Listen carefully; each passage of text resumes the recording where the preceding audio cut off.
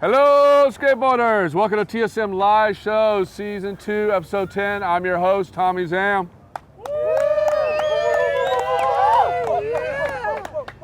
This episode, we're at OB Skatepark in Ocean Beach, California.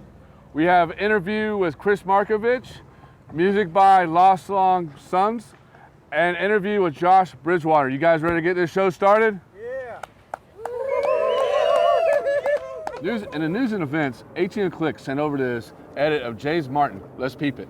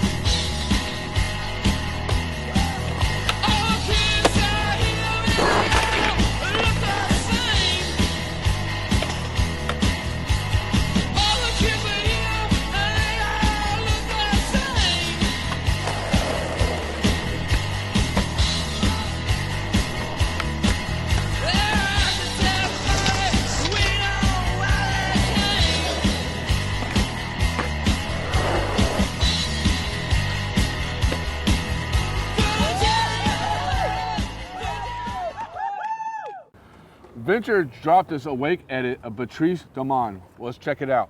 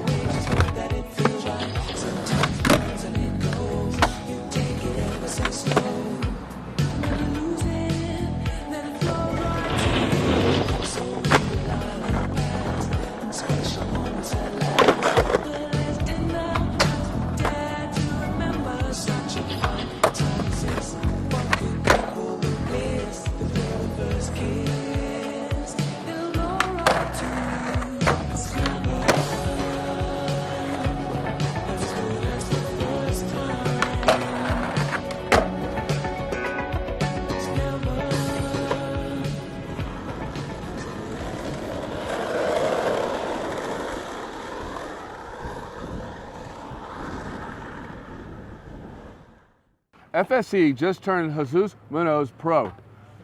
They just dropped his pro edit. You ready to watch it?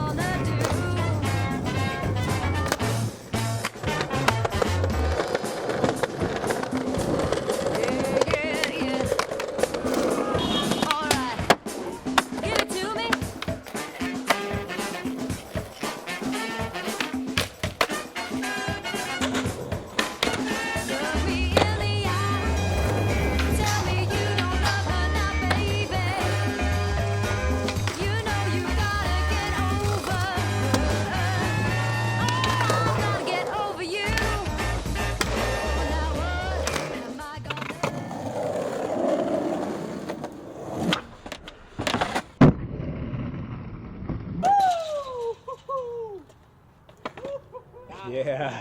Perfect, dog. So sick. You! You! God damn. Yes! Oh, shit was sick. Dude, that was so good. Fuck yeah, dog. Dude.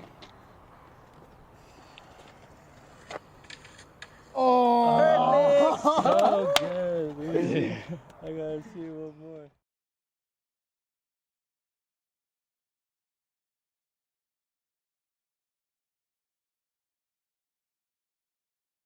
Skate Deluxe crew explore the southern region of Italy. Let's check out this little teaser.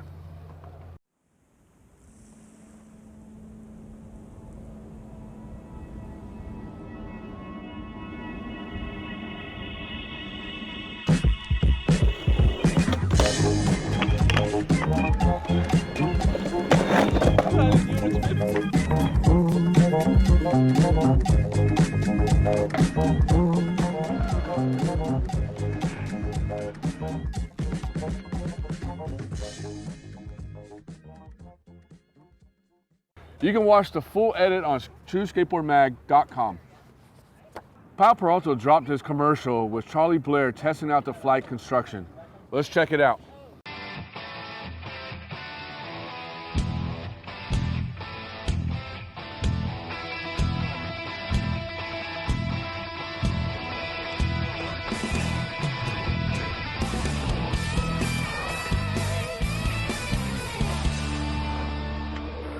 My thoughts on the board, man, it's just the best board you can get. I love the shape, I love the concave, and I love how it's so durable and so perfect. I mean, you can get it wet and it will dry up. It won't sog or anything. Do you want to go back to riding 7-plies? Not at all. When you used to ride 7-plies, how often would you break them? Probably like every other week. Yeah, I would just go through boards. I would do like a front tuck knee disaster and it would just snap in half on me. I stopped doing disasters because of it. How often do you break these? Never.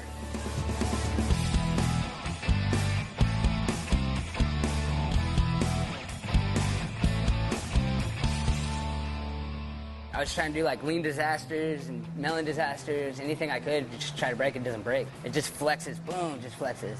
You couldn't get it to break? No. So this retains its life? Yeah, big time. It's a little more flexible. You can feel it on your feet, but it's more responsive. For like, say, for 3 flips, you know, you barely even have to do anything. It's just catch it and stomp it, you know? The future of skateboarding is right here in your hands, you know?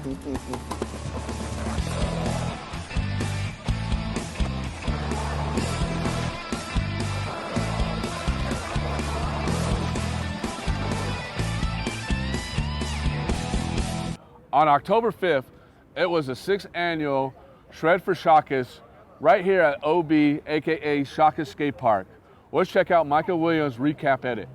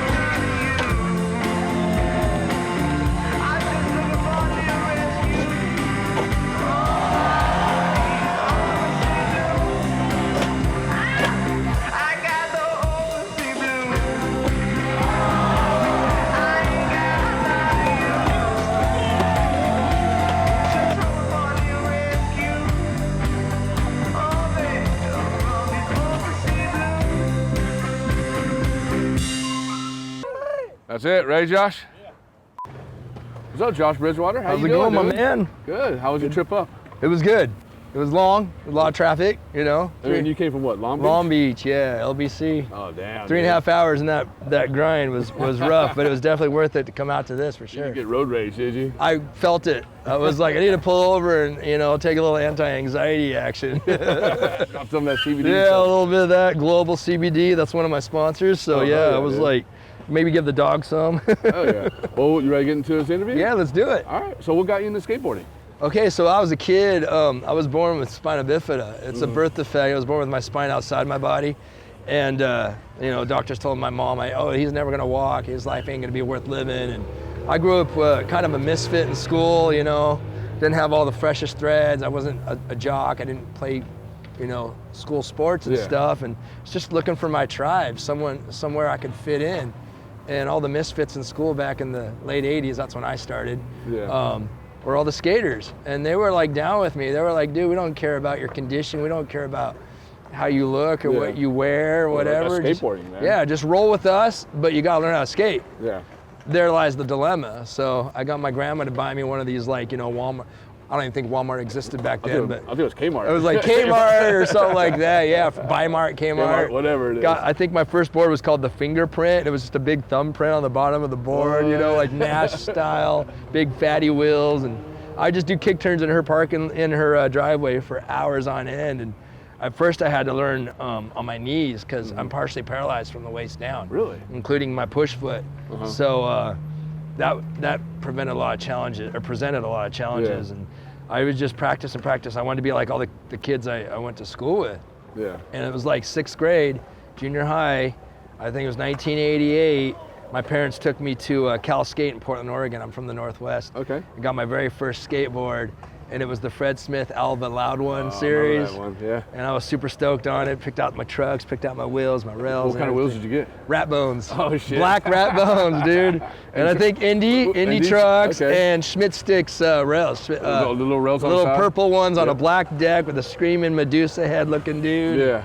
And I just tic-tacking and 180s and learning power slides. But for the longest time, I had to learn sitting down and on my knees, using my hands. And I dreamt of the day I could stand on a board. So do you think that skateboarding has helped you out a lot? Fully. I have lifelong friends from skateboarding, like 30 plus years deep. It helped me gain self-confidence and kind of a sense of identity because everything I'm into to this day at 45 years old stems from skateboarding. The music I listen to, the clothes I wear, the woman I marry, the friends I have. Like, it just seems like across the board, the art I'm into, like all of it is very skate related. And it's like skateboarding help a lot with your... And with my body, physically, like a lot of guys and girls that have my condition are overweight. And what's that again? Oh, sorry. Spina bifida. Okay. A lot of people that have it, I'm very fortunate to be able to move at all and not be like permanently in a wheelchair, although I've spent a lot of time in a wheelchair in my life. But a lot of people end up like kind of overweight and a little bit unhealthy because they don't get that physical activity in. And I knew how blessed and unique my circumstance with spina bifida was. And I utilized it. I just guns forward. Wasn't gonna let anything stop me, even if it took me a heck of a long time to figure out how to ollie and to do certain tricks that the other kids were doing. Did it take a while? I mean, did it? Forever. Forever? There's still stuff I can't physically do because my legs are very chicken leg. I don't have the calf muscle that most humans have. Like this one right here that goes right there is missing. And like I said, I'm partially paralyzed, so I can't do ollies very good, or kick flips, or any of those variations of ollie type tricks, wall rides. But you mostly like skate bowls and pulls. Now I'm mostly a tranny guy just because I've got older and beat up and 38 surgeries later and arthritis. Hold on, 38 surgeries? Yeah. Holy cow. 90% from the spina bifida, a couple from skateboarding, snowboarding. But, and explain to the audience like what that is, spina bifida. So I was born with a big hole in my back. My back didn't completely form, closed, and my spinal cord was hanging outside my body. Okay. And so back in '74 when I was born, prior to that, they used to let the kids just die. Oh, like they're just like, sorry mom, like your kid's spine's exposed. He didn't make it, you know? Yeah. But in like 73, 74, I want to say, the year I was born, they're like, well, what if we put the spine back in the body, sew it up, see what happens? And even then, like, I don't know what the percentage is, but it's probably like 80, 90% of those kids probably don't walk. Most of my friends with spina bifida have to use some sort of a arm, leg brace, arm crutch system or wheelchair. Yeah. So I'm very, very fortunate to have the limited mobility that I do have. Yeah. And I don't forget that every day. I'm so grateful for it, and that's why I keep shredding, keep pushing. Yeah. Surf, skate, snowboard, everything I can do with my powerful mindset, you know. It's pretty crazy. I mean, not crazy, but it's pretty cool. You think like just pushing on the board or surfing or snowboarding has helped you a lot better. It's kept me strong. So it's like half my doctors, you know, throughout my life, I had hundreds and hundreds and hundreds of doctor's appointments. One half, you know, probably got gray hairs and stressed out. Like, why are you skateboarding, dude? You're lucky to walk. Like, you should not be doing this. And then the other half that I chose to listen to are like, good for you, man. You don't use it, you lose it. Yeah, exactly. Rock that, live that best life. Yeah. So I just adopted that side of the fence and PMA all the way, just rock and roll and positive mental attitude. I can do it no matter how long it takes me to get there. Yeah. I'll figure out a way, what works for me. I'll adapt and overcome. And then there's an organization going on or something like that for this? Or There's a whole crew of us of adaptive skateboarders. Okay. And on my team of guys and girls that I skate with, I'm the only one with spina bifida, but there's amputees, Okay. there's guys, and there's a woman that skates with us, she has half a body. What? Like basically, I think from like her knees down, there's no legs. Oh, wow. And the cover of the newest Thrasher, Oh, yeah, the dude like a month ago, I skated with Brazil. him in actually down here at Linda Vista. Yeah. Yeah, I skated with him when Birdhouse did a demo, and now he's on Birdhouse. Yeah. Who would have Crazy. thunk it? He did the freaking loop of death. And Dude, you see the video of that? so sick. He's got no legs, and yet he's rocking it, and that's He the did that stuff. whole loop like.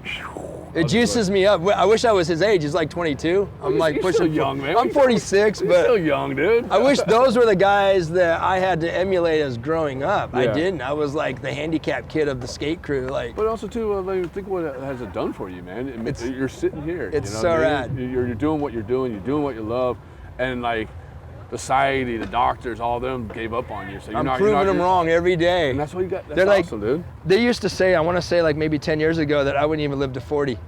And I'm 45.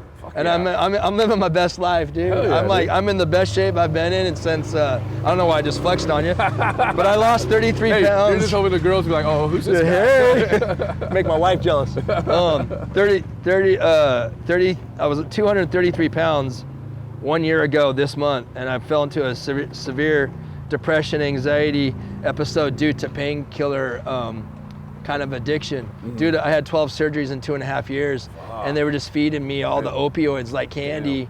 And I kind of got into it, not by choice. It was like I needed it to function. It was just a medical. Yeah, and then I tried to get off of it, and that's when I went spiraling. And You should try to get into like marijuana and CBD. nah, and I do stuff. I do some CBD oils. I do cryogenic. I do infrared sauna, compression therapy. I do all these homeopathic therapies. I'm looking into acupuncture, anything and everything to keep me off the because chemical those drugs. Those meds are gonna get to you, dude. Yeah, You and know, I joined a gym. That was my point. I joined a gym Uh-huh. to get exercise, get out of the house, start taking care of my health. And I've dropped 33 pounds since a year ago. Oh, yeah, dude. Congratulations. That's why I was flexing.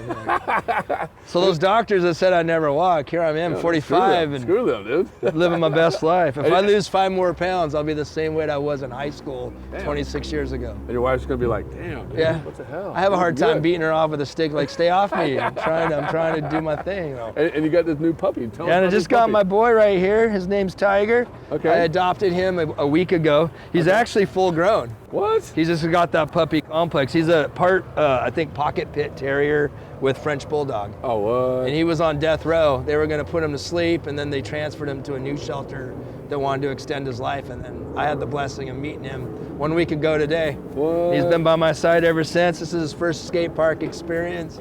Seems to be maintaining pretty chill. He's nothing but love, and He's like, Dad, why you keep on talking about me, man? I love you, man. He brings my anxieties down. I have a lot of downtime at home where I deal with chronic pain, or I'm stuck at home and I can't skate. Like when I skate, let's say I skate today, Yeah. and I have a rip-roaring session with all my homies, that'll lay me out for like a good week. Yeah. Like I can't skate and then go skate tomorrow or go skate 2 days from now. Like I'm pretty much done for like a week, and I gotta do all those treatments to get my body riding and to skate again because everything hurts so bad. So he's my companion during those like low times where I'm feeling kind of bummed out. Yeah. Like FOMO, fear of missing out. I got that sometimes. So. And then you said October's huge for you too. Yeah, right? October this month is Spina Bifida Awareness Month. We Okay. just had the awareness walk on October 5th. Okay. And this year, for the first time in my 45 years of living, I had my own team. What? Team PMA. Oh, tell us I about had this. 33 people walking What? with me side by side. We did it. It's Costa Mesa, right across the street from Volcom Skatepark. Okay. There's a scenic, beautiful little park right Yeah, I know there. what you're talking about, yeah. There's like a pond and some ducks Yeah. and fountains and stuff. And like I said before, most of the kids or adults are in wheelchairs. They have braces, they have crutches. So it's not like one of these like 20-mile cancer walks, you know. Yeah. It's a chill little stroll around the lake. pond. Yeah. It's just about uniting and inclusion, empowering those who've battled with spina bifida, and just kind of bringing everybody together for one day out of the year to that's shed awesome. light on it and create awareness. And Yeah. this year I got Steve Van Doren hooked it up, and What? he sponsored it and brought us a bunch of swag, and Hell yeah, and it's a really cool event. It's in Costa Mesa. It's usually the first weekend of October every year. Okay. And how do people get The Spina Bifida Association of America, I'm a council board member on Okay. that, so I actually help plan this event and help unite people nationwide, at least, with my condition. So I'm one of the oldest guys with it. And I am officially the oldest skateboarder in the world of spina bifida. Hell yeah, So that's pretty congratulations. sick, That's considering sick, I dude. wasn't supposed to walk. Yeah, exactly. I'll take that all day. I suck at skateboarding now, but It doesn't even I'm matter, usually yeah. the guy with the biggest grin at the end of the session and the most pain, like, Because yeah, you know why? In the back of your head, you're like, I'm still rolling, Exactly. suckers. Proved them wrong, so yeah. dude, that's awesome, dude. Yeah. That's awesome. And Oh, then- so you can go, sorry, Sorry, go ADD. ahead. So, yeah, Spina that's Bifida right. Association of America, SBAA. You can go on Facebook, Southern California chapter. That's the chapter I belong to. Okay. So And then my people- Instagram's Spina Bifida And people Skater. can donate and They can donate. They can contribute to the walk every year if they Okay. want to do raffle prizes. That's what Van Doren did. Okay. I've had fundraisers myself. I'm good friends with like Ray Barbie and Mike Valley and Lance Mountain, those kind of cats. Yeah. They come through with gear to like raffle off for spina bifida fundraisers that I've Yeah. had in the past, and like they'll kick down Steve Caballero, like autograph some shoes Oh, that's or some awesome, art pieces. Yeah. Ray Barbie came through with a Fender guitar to raffle off in the past. So Hell yeah, a lot of man. love from the skate community. That's why I'm so bonded to it too. It's not just a hobby or a creative outlet. It's like a brotherhood Yeah. that I can't get away from. It's like once you're jumped in, you're You're a in. lifer, you know. It's You're- like part of me it's a that I gang, can't you get know? rid We're all of. one big gang. I've cried. I've literally, my wife would attest to the fact that I've had tears of sadness when doctors told me, short little side story, about 2 years ago, I shattered my leg so bad that they said 50% of the time they amputate. I was doing an adaptive skate demo at Ryan Sheckler's annual Skate for a Cause over at Lake Forest. Yeah, I did talk about, yeah. I was just doing a standard rock to fake on the little vert tombstone thing, and I Tokyo drifted and hit the hover rail with my ankle first. Shattered it so bad the x-ray looked like a spider web. They put a 12-inch rod in my leg, 9 bolts, and like a wallet chain that we used to rock in the 90s. Now I got one in my ankle so my ankle can still move. Are you serious? And my doctor's like, you'll be lucky to walk again with minimal pain. That was 2 years ago, and I'm still skating. Fuck yeah, dude. PMA all the way, brother. Oh yeah, dude. Well, So- dude, I'm so happy for you. Like everything sounds like, you know, skateboarding has done a lot for you. Got you walking. It makes me want to do better in Yeah. life. It keeps me in shape because you can't skate and be fat and frumpy. And I mean, some people can. Yeah, yeah. I can't it's because of my conditions. I got to be on my A game. I got to be healthy. I got to have my core strength, and I got to have less weight on my joints because I'm all arthritic everywhere. Yeah. They want to replace my knees, and I'm not ready for that. Nah, so dude. I'm just You trying to. look healthy to me. And then one last question before we take off. What do you have for the upcoming skaters? Anything you got to say? Oh man, just follow your passion. Just don't listen to anybody that tells you you're doing it wrong. I work with kids today that are disabled with autism, kids in wheelchairs that can never walk, and I get them on skateboarding half pipes. And that's my passion today. And I show them that where there's a will, there's a way, there's a positive mindset, you can do anything. And if you push small goal, embrace small goal. If you skate goofy or regular, or you wear a certain amount of clothes, a certain style of clothes, or you like a certain style of music, don't worry about any of that stuff. Skateboarding has no rules, and that's why I was drawn to it. That's been a super positive mental and physical outlet for me, and I just embrace it 100%. I just want people to know it. And so that's why I teach these kids with special needs. Like there is a possibility that you can skateboard, and I get these kids that can't walk skateboarding.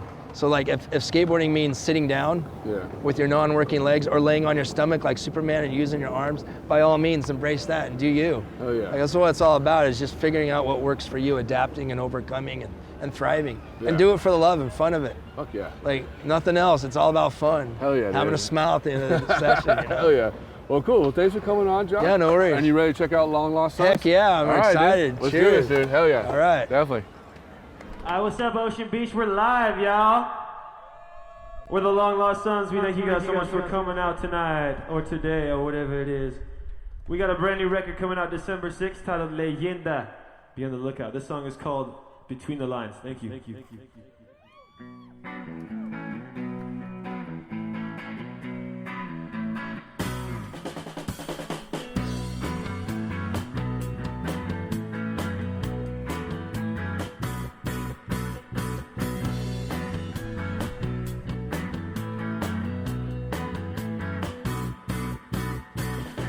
Look between the lines, tell me what you see. Who's behind that wheel? Surely can't be me. It's gonna take some time now, baby. We gotta pass this up. It's gonna take some time till we both wake up.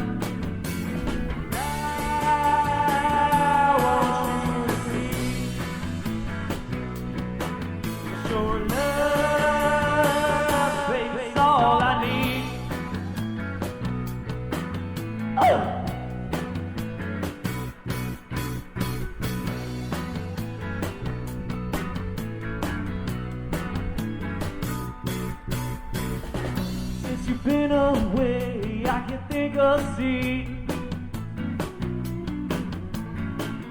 Seems I need your touch to feel the void in me. Yeah.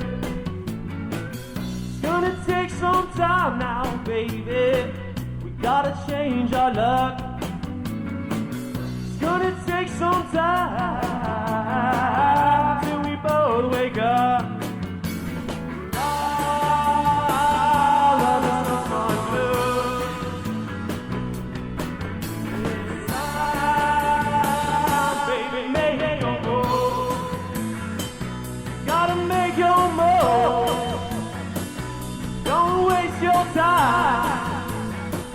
Look between the lines, and honey, you make mine.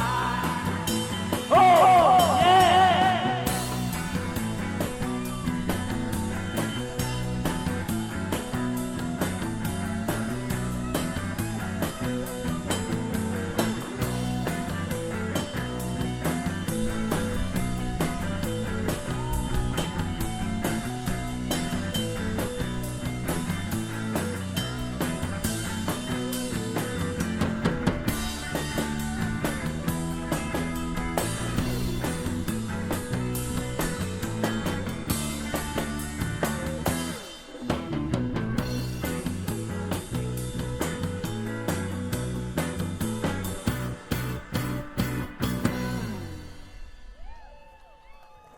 Thank you so much. Thank you.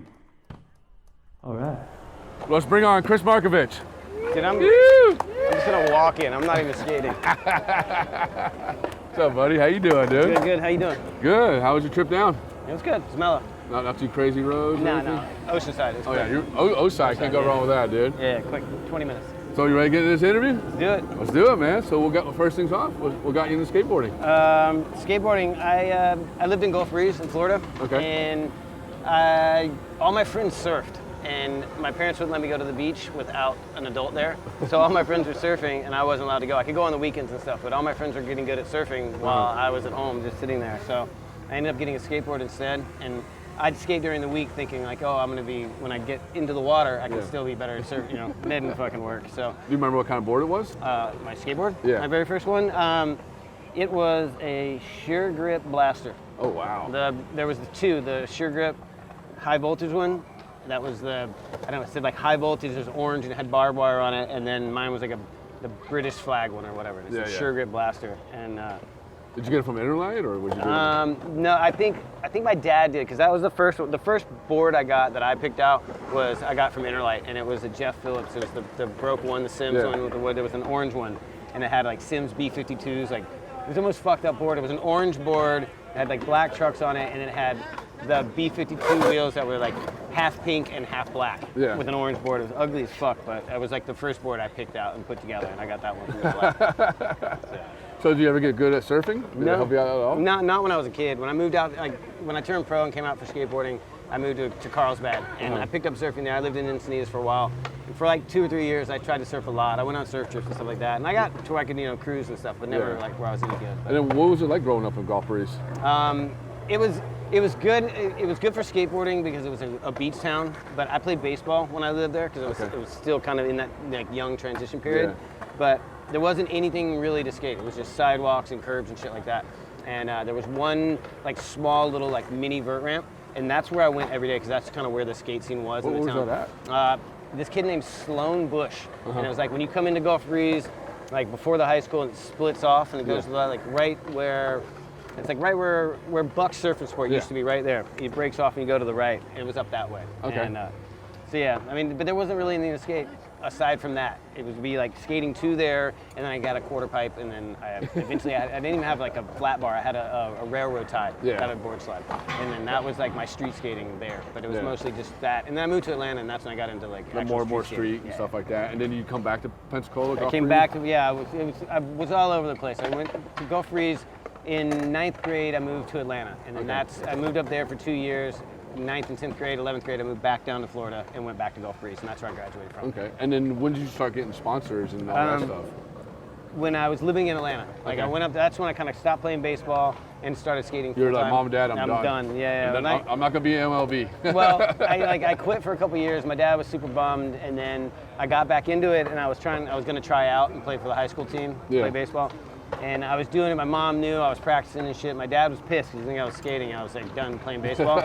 And then like the week of my 16th birthday, and it was the week of my like first time I was gonna try out for baseball. And I was already been practicing with the team and shit. Yeah. My mom got me a glove and all this stuff without my dad knowing. And I ended up breaking my elbow on my throwing arm like 3 days before my tryouts. And I was in the hospital and having surgery. My mom told my dad that what I'd been doing, that I was behind his back, going to try out for the team and come home and be like, Dad, I'm on the team. But then I broke my elbow skating, and I came out. I was fucked up for like a week in surgery because after surgery they put the cast on too tight. Yeah. And every time I'd wake up, I'd be screaming, and they didn't know what was going on, so they just give me another shot of Demerol and knocked me out. And I woke up like 4 days later, my hand was huge, and then they like took the bandage off and shit, knocked me back out. When I woke up, my hand was fine, and then I went home. And when I got from that point on, right when I got home from the hospital, my dad was like, all right, you've got this amount of time in the cast, you've got this amount of time to get to get back on your board for this contest. He's like already like mapped out some shit down the line because I had committed to playing baseball for him, and then I got hurt doing skating. So then he like got behind skating 100%. And from that point on, like without him and my mom like backing me, like skateboarding would have been I wouldn't have done it. Because you went to like all the like contests, like and it was it NSSA? Yeah, well it was like ESA. Yeah, ESA. And then there was a lot of weird startup ones, and they still had the NSAs, and like that's kind of the one where I went. They were for 3 years I kind of skated them. For 2 years I made it to the region. I did districts, regionals, and then the finals. For 2 years I made it as the alternate to go to the finals, but I never made it to the finals. And then the year that I graduated from high school is the year that I went out, and Lance got first in the NSA, and then I got second, and we both turned pro. Because that was when Conklin skated with you, right? Yeah, Lance he turned pro for Powell, and I turned pro for Dogtown right after that, and went back to City. Damn, so I mean, Dogtown, how was that, dude? Like riding for a legendary company. I mean, that's pretty badass. Like looking back on it now, like I appreciate it way more now. Yeah. But back then, I was a kid. I lived in Atlanta at the time when I got on, and then I was down in Florida riding for them. And you're kind of like, back then, now it's totally different. Skateboarding is different. You can be anywhere on the planet, and you can be filmed, you can be, so you're kind of in it where 88, 89, 90, if you weren't in California, like in the mecca of skateboarding, you kind of were a redheaded stepchild. And like, because they weren't going to fly you from Florida. You weren't. Yeah, there was nothing. And like you were on the team. There was a lot of guys in the East Coast teams, a lot of guys that never came out from the East Coast that I skated with as a kid that were so fucking good that if they were out here, people would have seen them and they would have probably had, you know, huge careers or bigger careers than they even did. But, you know, being on Dogtown then, it was like, you're lucky if your box came, you know, every month. Like, so when I got there and UPS might have stolen. You ask for, you know, this board, these new boards coming out, and then you get all the old shit. You know, so it's like, it was, at the time, you know, I didn't appreciate it because I was just a kid and I wanted more, and people would be like, why do you ride for those guys when you can get this? You know, you have all these people like, you know, you win a contest, you go to contests and stuff, like all the sponsors are there, everybody's wanting to give you shit. And you're a kid, you're, you know, 14, 15, you're like, dude, I can't even get boards from these guys, you know? So at the time, I probably didn't appreciate it as much as I you know, I should have, but looking back on it, like being a part of like a legacy like that and saying that I was a part of something like that was really cool. Even if I didn't play a big of a role as I should have or probably could have, it was, you know, it's cool being a part of it. And then after Dogtown, you went to GNS. Yeah, I went right to GNS. I mean, that's when you like, GNS is like when you started like skateboard culture, like especially skateboard fashion. Everybody was like, I gotta dress like KRIS Markovich. You know, I remember those days, man. I remember the big baggy jeans, the white tee, you know? I'm sorry about that. So sorry about that. I mean, you brought that fashion those days. How was that, dude? Well, like I don't know, GNS and everything. Yeah, well, with GNS, that was the first time, like, for the longest time, like, my mom has had clothing companies, and she made all the clothes. Like, I couldn't skate in jeans and shit that were too tight back then, so she would always make clothes that I could skate in. And she always had clothing companies, so I'd have pants and stuff. I'd wear them to contests, and then that's people at the contest were wanting them. A couple shops ordered them, and that's how we started having a clothing company. And it was always mom and pop, really small. But when I got onto GNS and was able to like interact with the people there, that kind of was able to show my mom how to get into having cut and sew and getting into the industry. So that's kind of where everything kind of came to. And it was like I was 18, everything was new and brand new. So it was like, and I was in San Diego. All the photographers, everything was here, so it's kind of all culminated, everything hit at once, and skateboarding kind of took off. GNS, I mean, when you were on GNS, that was such legendary, because you had Neil Blender, you had Deerdick. How was that? Dude, skating with Deerdick. Well, see, that's the thing. It's kind of bittersweet with Deerdick, because I got on right as all those dudes left and started Alien. So I kind of came in as they were all leaving. Okay. So like they went and they started Alien, and then GNS was still there, and that was me, the team that we did, and we had the video was when we did Winona Riders. Yeah, I remember that. And it was Mike Taylor, Shannon May, myself, Matt Schnurr, Jesus, I know I'm forgetting, Willie, God, I think that's it. I think that was it. But it was like a small, tight-knit team. Gator was trying to get on at the time. Like that's right when I got here. I had met Gator, and that's kind of how I got into the GNS group, because he was trying to get on. They were starting to film for the stunt or Winona Riders video, and that's kind of like what I came into. Right I would say that was hands down the best video out. That was fun. Like it was. I'd never done it before. There was no rules. There was nobody that ever. You know, for me, it was like, here's a video camera. I didn't know what the fuck. You're like, dude, what the hell? Let's go. And so everybody was following, everybody was filming, and we filmed everything. And it seemed for like the first 6 months I lived in California, all we did was film every day, all day. And coming from like Atlanta and in a small town like Off Breeze and stuff, I mean, living in San Diego is probably like, you were probably like, whoa. Dude, I look back on it now and I see kids skating and I'll see them pushing down the street and I'm like, dude, why? I wish I was here, you know, like back when because I got here right as I was already pro, and it was amazing because I got to skate the best of everything, and there was anything I could think of, you just kind of like map it out and go find it, you know. Whereas in Pensacola, like if you're lucky if you have a bench or a ledge to skate, you know. And here there's, I don't want to skate. You're worried about backdrop and what it looks like for the footage, you know. So when you go from not having much to having that, then it's like, the sky's the limit. Like progression, as long as if you focus on skating, like it's like just the doors open and you can skate anything and everything. And especially nowadays, like there's so many.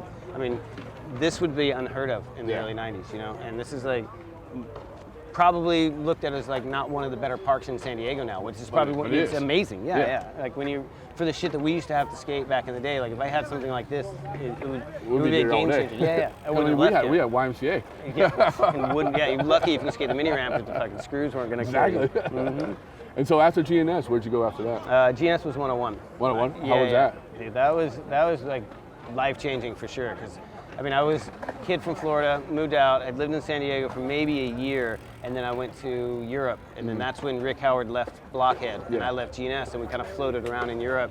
And then when we came home, we were traveling together, Rick and I, and the plan was we were traveling with Danny and the H Street guys, and at the time they were starting Plan B. It was already in the works, but it was called NXT at the time, and they were all flying back to have a meeting. And I ended up flying to Knoxville, Tennessee, because that's where my dad had went. Yeah. My dad went there, and we came to California, and he was living there, so we could live in California. Yeah. And then he moved out 2 years later.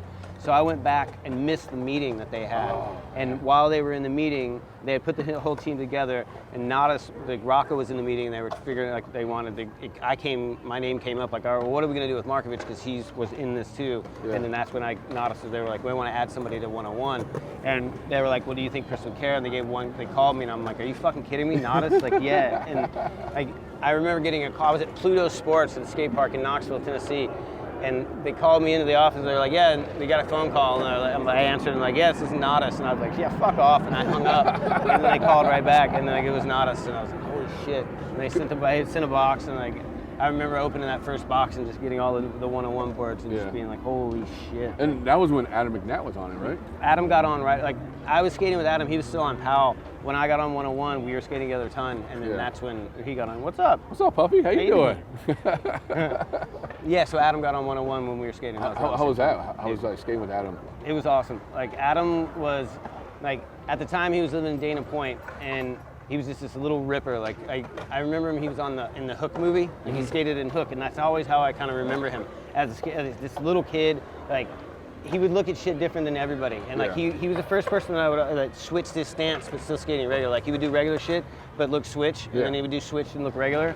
And he was the first kind of person, like even like when Salmon would skate switch back in the day, like you knew he was skating switch. Oh yeah, definitely. But Adam was the first person that like I'd skate with him. I'd be like, what the fuck are you? You're like, what was he skating? Yeah, like which way are you going? And I think he was like, when people really watch him and look back on it now, you see it, and it's like he didn't skate very fast, but everything he did was bolts and super technical. Yeah. And I think it got looked over, and when you look back on it now, you see it, you're like, holy fuck, like he does a kickflip front blunt in the Union video at the end of it on this curve, and it's so good, and you just kind of, it's done so good you don't even think about it. Like, you know, but he did shit like that all the time, like switch back tail, switch foot back tail slides all the time, like way back in the day, and I think he was like underrated as shit. And, definitely. I mean, Adam was insane, dude. Yeah. Definitely insane. I mean, and then you went left that, and then you started color, or how did that all start off? Well, yeah, it was me and Mark Oblo. We started color through Rich Mederer, and we did that for a little while, and that kind of morphed into Prime after that, and we did Prime. And that's when y'all found Jeremy Ray. Oh yeah. Well, Jeremy Ray we got him on color. When we got color, that's when Jeremy came. I mean, that was a big. Yeah, skating with Jeremy was like. What's the best memory you have with Jeremy? I know it's probably a lot. Dude, so many of the ollie that he does at what school? It's the Hensley school, but you don't know. There's a little kid. It's the first trick of his color video. Was it the one when he does Ollie's thing? The kid with the little bicycle. Yeah. He's like, oh my god, like that. I think my opening trick in the Union video was we filmed the Union and the color video around the same time. Yeah. Like I rode up the tranny that he ollied, rode for a minute, and then 3-flipped the gap. Yeah. And he ollied the gap. It was, I mean, from the bump over the gap was probably 10 feet. That was it. And then to the gap. Like, it was fucking huge. And he did it. I drive by that, and you still look at it, you see how far it is. It's like almost 30 years ago. And that shit was huge. And I forgot you were on Union. How was that, dude? Union was crazy. Like that was. Because that was the one with Matt Hensley and all those. Was Matt Hensley? Well, no, that was A1 Meets. A1 Meets. That's right. Sorry. Yeah. Yeah, Union came right after that, and that was Jamie Mossberg and Sonny Miller. They were editing a surf movie and the Union video at the same time, and they would switch off, like have certain hours to edit the surf video and certain hours to edit the surf video, and we would come in, film all day or film all night, depending. And that's the first time I ever filmed like with like lighting and shit, you know. How you doing? Good. How you doing? Good. What's going on? Not much, man.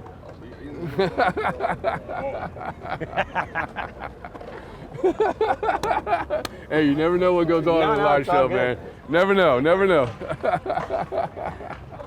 But anyway, so Union. Yeah, no, that's the first time I ever filmed with like kind of, aside from Stewart, like taking photos and filming with Stewart was always like a production, because he always had like reflectors and lighting and crazy shit, like full commando style with Stewart. You know, Yeah. he would hook it up, and then you know Mossberg always had lights, and he had like a helmet cam. You know, he would follow you with lights at night with camera, and that's the first time I experienced stuff like that. So filming Yeah. with him, that kind of opened a lot of doors for like doing stuff at night and skating Yeah. things that you normally wouldn't skate. You know, like that kind of opened. That was the first building your own spot stuff, because we would go and light shit up at night, and then we'd be able to like no one would be around, so we could manipulate the spot, and that was Yeah. kind of how we started doing like, you know, angle ironing ledges that you couldn't normally skate and shit like that, and that was kind of the beginning of that. So And that then, was, then Hollywood came around. Like I know Yeah. later on, but how did that all work out? Because I know a lot of people like I talked to that they love Hollywood. I mean, that, Yeah. they said that was like Hollywood was sick. Like I was riding for Foundation at the time, Oh, yeah, and Foundation. we had just done the Art Bars video,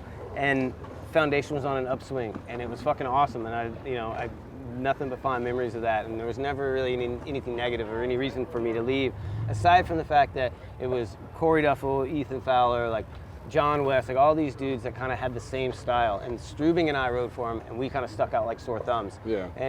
But it was never a negative thing. I always just kind of like had the dudes, and I was friends with Nuge, and I had like, you know, Richie Belton, and like just everybody that was kind of in the camp that we ended up turning into Hollywood were all my friends that we were skating with, because I had the Fullerton house, the house that Yeah. the mini ramp, and all those guys had Elrose house, the apartments, and you know, we were all hanging out, had our own thing going, and I'm like, man, I could kind of like take this energy that we have and turn it into something, but it won't work on Foundation because that's kind of already has its own Yeah. thing going. But I don't want to leave Tommieto, I don't want to leave Foundation, so I kind of presented it to Todd, like, look, this is what I've kind of got this thing. If I present it to you, like, would you do it through here? And he's like, well, you give me a package and let me see. So I put together Hollywood, and like, Yeah. I didn't do the art for it, but like physically, but I worked with Nilo, the art director there Yeah. at Tommieto, and we kind of built everything and built the image and put the team together and put it out. yeah. And we did it through there, and it was I mean, it showed, because it was all of us, and like I said, it was what we were doing normally, like anyways, all hanging out together skating. But when we put a name on it and brought us together, and kind of it was us having fun doing what we did daily, and I think Yeah. that's what kind of resonated and translated to people, and that's why people were into And it. how'd you build that team? I mean, that was Well, that was amazing. just That was kind of like amazing the team, dudes dude. that we had hanging out that were around. That was just kind of our crew that we were skating with. Yeah. So it was like, it was easy to do. Like we had, you know, I was riding at the time, you know, when we had Foundation, Charlie was team manager of Tommieto, Yeah. and he was down living in San Diego, so he had all the like, you know, you had the actual Foundation dudes, but then you had guys that rode for Pig Wheels but didn't have a board sponsor, and it was kind of like straggler dudes. That sounds kind of bad, No, but it was like yeah. the dudes that hadn't made it yet, and they were Yeah. kind of hanging out, and they were all ripping, and then we just kind of like pulled them all together, and then that's how that happened. Yeah. And it was just perfect timing, like right time, right place, and I mean, that was a Yeah. badass team. I mean, It I was remember good. that, dude. I mean, a lot of people still talk about Hollywood when they mention Markovich, one other than, you know, Prime and Color Dimes, but mostly they remember as Hollywood. that's right. I'm glad. That's a You rad know, movie. so that's Remember definitely that, yeah. good. And then, so what are you doing now? I mean, what's new with you? Being a dad. Like, having a Congratulations kid, for that, dude. Jesus, thank you. Yeah, having a kid has kind of changed everything. Like, yeah, in a good way. Like now, I mean, obviously I'm 47. I just turned 47, and happy birthday. Well, thank you. And I don't skate as much as I used to because it hurts. I didn't really take care of my body as well as I should I mean, have. you're jumping down Carlsbad Gap. Yeah, And, I mean, I hucked my body for a while and just probably thought I would never end and I'd be okay. You know, Yeah. like I'd have injuries, some major ones, surgeries and shit, and I'd rehab to the point where I probably should have rehabbed more. Yeah. But I'm like, I can skate now, and I'd go back to skating, and I wouldn't be 100%, but I'd just still skate through it and just be like, I'm going to be in pain I just got used to it. Yeah. And then, I got older and a couple injuries, I'd hurt my back, and I was like, I remember being bummed that I couldn't paint. I had to paint a mural, and I couldn't paint because I got hurt skating. And I remember thinking like that was a weird shift for me. Like, and then that's when I kind of like went into like, all right, I'm gonna be more of an artist now. And like, it's actually worked out really good for me because having a kid now, if I do skating, I mean, I can go out and skate at the park. Yeah. And 3 days, I'll be like, You'll be like this. I don't, I'm done. Ransom, get away from me! Don't jump on me right now. I'm sore, and I hate being that way around him. And tell us a little about 40. What's this whole thing about 40? Wow. Yeah. Tell us a little about 40. Yeah. 40 is it's an English company, and it's called 40 Supply Co. And it's pretty sick. It's not a a dedication company. They don't like dedicate shit, but it's an appreciation company for anybody that's over 40 that's like has given their life to skateboarding or is just like they're lifers, you know. And we have like the way I got linked up with them is they asked me to do a guest board. I'm over 40. I did a guest graphic for them, and then through that, they have a bunch of people in Europe that they do. They're based in England, and they have a lot of dudes that they do over there, and they wanted to get me to do some graphics for them, just as a whole, get my artwork in there with them. Yeah. And then they linked up with Alfonso, and Alfonso Rawls did a graphic for one of their riders that they have in England, and then through that, they started talking with me to do a board, then Alf to do a board, and they're like, well, let's kind of bring it to America and introduce it over into the States. It's been in Europe for a while, and so that's kind of how I started working with them, and I'm going to help them do production over here and just kind of be more integral in the internal kind of behind the scenes, getting the boards made over here and getting them into shops over there. So, like, it'll be my first like dealings with a company working for them without kind of being an owner, which is good. I'm super hyped on that. You're like, I don't have to worry about it. I got nothing to worry about. Nothing's coming out of my pocket, you know. Well, I did this thing on Instagram. Right. You know, I had our followers ask a couple questions, questions to ask you. Oh shit. So I picked like three of the best ones. There were some cheesy ones on there. I was like, nah, I'm not gonna ask this. All right. But this one comes from @_Drew Floors. What's one of your favorite memories filming for One Step Beyond? Favorite memories for One Step Beyond? Going to Miami and being on the trip down there. They had rented a house down there, and we went for a week. And we got down there, and like, I don't know, Ed Salego would call beach days all the time, and he called a beach day one day, and that turned into like just a heavy night. And I don't know if I got alcohol poisoning or what, but I was down for like 3 days. I didn't get off the fucking couch. And one of the last days that I had for filming, because I had to leave to fly back to San Diego, is we went to it's the Jewish the marble ledges. Yeah, the backsmith there. I was sick the whole trip from partying like an idiot. One day that I could skate, we got to skate there, we got the backsmith, and then the next day got on a plane and flew home. Like, one trip for a week in Miami. Having an apartment on the beach, it's good but bad at the same time. Like, it was amazing being right there in the beach in Miami, but that's terrible if you can't control yourself. And at the time, I definitely didn't control myself. Another question is from Lisa Cordova. How would you exercise or prevent injury differently as a young skater? Well, preventing it, you're not. You're definitely not going to prevent injuries. I mean, you're going to get hurt. It's inevitable. I guess if you do get hurt, just heal up and do it right. Don't do what I did, because I'm definitely paying for it now. Next one is @Lurk Mode Squad. What era in your career, since you've been skateboarding so long, do you like the best? A lot of good hard questions on that. Huh? Yeah. No, I like, maybe because I'm resonating with it now, because I don't like skating tall ledges or anything. I like skating like slappy curbs and like double-sided curbs and shit. So I'd say like early 90s, like double-sided curb, Carlsbad, like 91, there was the mall curb there. Like, I'd say like 92, 93 era, early era, like no side crooked grind popover time. Yeah. Like, that was probably my favorite time skating. Do you remember what company you were riding for? Yeah, I rode for 101 at the time. 101? Yeah, it was 101. So this is my question. One thing I always remember, Kmart Banks. Pensacola. The big one, I think what you were filming was the color video. Yep. I threw up at the end. Yep. Tell us about that, dude. Like the whole drinking the milk thing. Like. Well,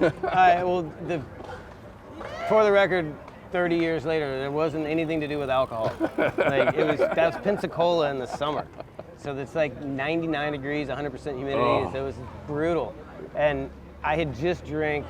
I had a thing of water, and I drank a ton of water, and like. It's just kind of something I've done my whole life. Like when I would get overheated playing baseball, I would do it. Playing skating, I would do it. Before runs, I'd be like super hot and I can't breathe. I would just throw up anything. I just drank a ton of water, so I threw up a bunch, and didn't know that he was going to continue filming me. And I just threw up and threw my board down and went and made a 3-flip to fakie on that. And I remember being, I'm riding down all lightheaded and shit. But that was, I'd just thrown up water. Everybody thought I was, you didn't, and he's talking on the mic, or the guy that was filming was talking. And he was saying that I was drinking, drank a quart or whatever. But no, it was just water. And That's then, a fun bank though. Like no, I think it's nice too. I didn't get to skate it much when I was a kid because it was far out in Yeah. Pensacola and I was in Gulf Breeze. But when I was like older, when I went back, I got to skate it a few times when I was like actually pro, and it was fun. Yeah, and I saw Jeff Val not too long ago when he came in San Diego, and I know one of the questions you wanted me to ask you is you guys' road trip out to San Diego. Tell me a little about that. Hey, Jeff Val got some good questions. Which one though, man? There's I think it was the first one when you first came out here. It was like you, him, and I think Ricky. Yeah, the first time. See, I've gone on like that's the thing. There's a few different things that happen because I don't know which one I should talk about. There's the one where we came across and we got outside of El Paso. What's it? I think it was the El Paso one. The El Paso one. I forget one of the cars died, and we ended up like I don't know. We were on just past El Paso. Right, like 20 minutes past. We sat there for fucking ever, and I feel like an idiot now that I'm like, I can't remember the story, but I've seriously done that road trip with these dudes probably like 6 times. Yeah, so and that was like what, Jeff and Ricky being Jeff, involved? Ricky, and that whole crew, like early, like from 90 when I moved out, like Jeff moved out once or twice, Ricky came out 3 times, like they kept coming back and forth, and like Jeff ended up going back and staying, and then Ricky ended up coming back and staying, and they stayed in cars. So we've had some adventurous like journeys across country. Definitely. The Jeff Val story that I know that he probably doesn't remember is we were skating the ant ramp in Carlsbad, a little mini ramp, and I remember it like it was fucking yesterday. He did a fakie Smith style and started to come in and kind of locked up, and then came in. And when he came in, he magic carpeted and went right back and smacked the back of his head, and was fucking out. And I didn't know what to do. I was like, oh fuck. Put him in the car, we got him in the car, he came around and we're driving. It was like one straight shot a mile from the ramp to my house. And we're driving and he was like, I don't know where I'm at. Where are we going? And I was like, dude, you're fucked up. I'm gonna take you to the house, I'm gonna swing by him and tell my mom, because we didn't have cell phones or anything. So I was gonna go by my house and take him to Tri-City. I went to the house, took him to Tri-City, and they had him in there, he's thrown up, he had a concussion and shit. And I remember having to wake him up throughout the night. And I remember when he was in the hospital, they took him back. They wouldn't let me go back and see him anymore. Like I was his friend. I was family, so I couldn't go in there. I couldn't do anything. Yeah. They're like, go home. You can't see him. He's gonna be getting tested for the next few hours. So go home. I went home, showered, changed, called his family, called everybody, and then went back to the hospital. And somehow it got back to his girlfriend and found out that I just left him at the hospital. And his whole family was super pissed at me that they thought that I just, like, he hit his head and just left him. And like, that was totally not what had happened. His fucking parents flew out and picked him up, his dad, and they like drove home, and he went home a few days later. And it was like fucking sour apples for a little while. Yeah, and, had to explain it, I had to like have my mom and shit like tell them like what was going on, but it was a little fucking like edgy for a bit, like between us. So that was 30 years ago. We're all good. Well, you just had a birthday, man. Happy birthday, dude. I did. Thank you, sir. Well, I got you a present from Tijuana. Oh, let me get down here and see what I can get here for you, I man. know, I'm a little excited and a little scared? and nervous here. So a little scared? You say TJ. It especially come from Tijuana, you know. Let me see what here real quick here. Grab it out. There you go. This is from everybody from True Skateboard Mag. Happy birthday, brother. Hell yes. Thank you very Happy birthday, man. I'm gonna. There you go. It's your favorite chocolate cake. Well, Chris, thanks for coming on, dude. Hold on 1 second. Thanks for coming on. And also, too, I want to thank all our sponsors for making this episode very helpful. Thanks for our guests, KRIS Markovich, Joshua Bridgewater, Long Lost Sons. Are you ready to check out Long Lost Sons? Hell yeah, let's do this. All right, let's check them out. You.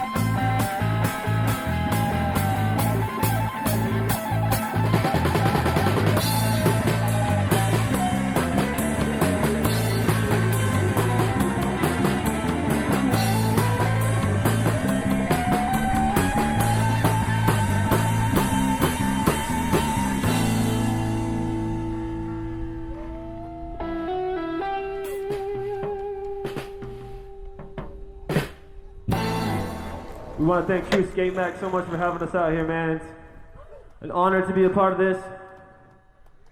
All the pros that came out, all the staff that's helping out, you know. PBR, Boochcraft. Much love, everyone, you know.